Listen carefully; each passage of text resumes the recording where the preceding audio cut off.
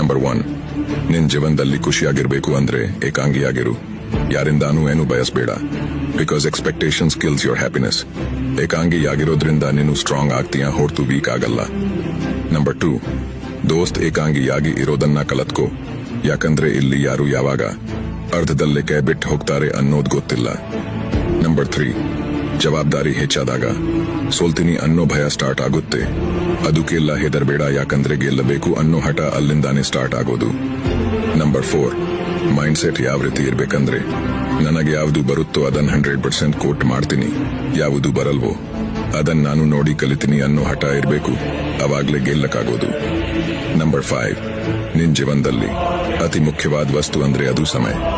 ಅದು ಯಾರಿಗೋಸ್ಕರನೋ ಕೊಡ್ಬೇಡ, ಅದಕ್ಕೆ ಯೋಗ್ಯತೆ ಇದ್ದೋರಿಗೆ ಮಾತ್ರ ಕೊಡು. ದೋಸ್ತ್, ವಿಡಿಯೋ ಇಷ್ಟ ಆಗಿದ್ರೆ ಲೈಕ್ ಅಂಡ್ ಫಾಲೋನು ಮಾಡು.